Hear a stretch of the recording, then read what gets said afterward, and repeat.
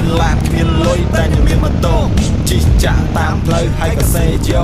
ការទៅរៀនចេះតែហ៊ានព្រោះតែញៀនហ៊ានបង្ហោះហ៊ានបង្ហើយ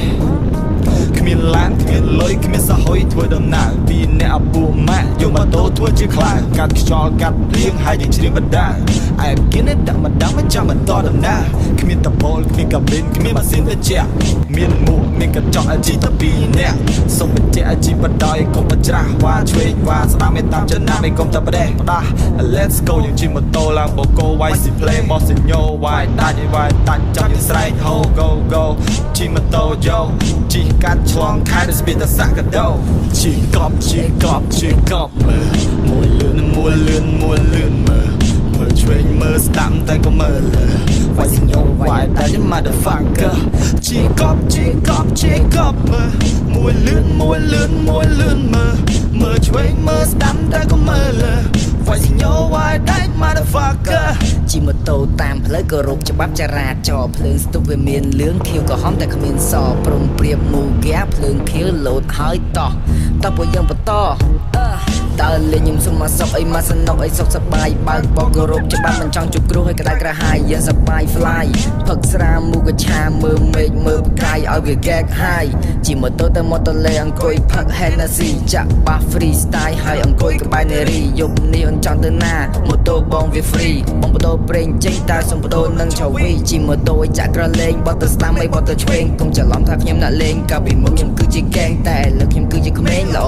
ស្ដាប់ម៉ែស្ដាប់គ្រូខំប្រឹងរៀនអក្សរ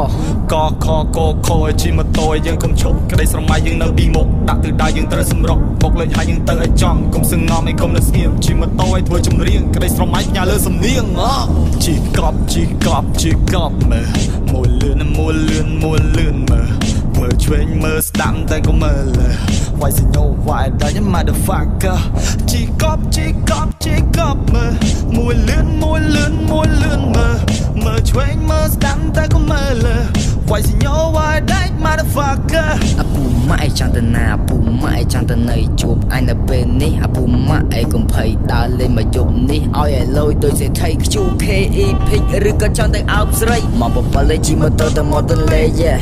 ឬក៏ចង់ការ៉ាអូខេ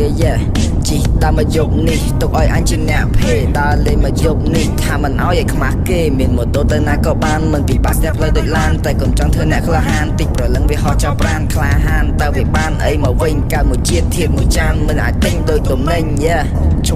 ឈប់និយាយទៅរឿងហ្នឹងអូខេតោះយើងផឹកតោះយើងផឹកទៀតចឹងផឹកស៊ីមកសបាយតែកុំផឹកឲ្យស្វឹងផឹកស៊ីមកល្មមឲ្យតែបងម៉ូតូហ្នឹងនិយាយចឹងអញវ៉ាមួយវ៉ាឆ្វេងមិនមែនស្ដាំឯងកុំព្រួយកុំទៅ110តោះយើងបោះតោះយើងគួយឲ្យពួកម៉ាក់ឯងកុំព្រួយ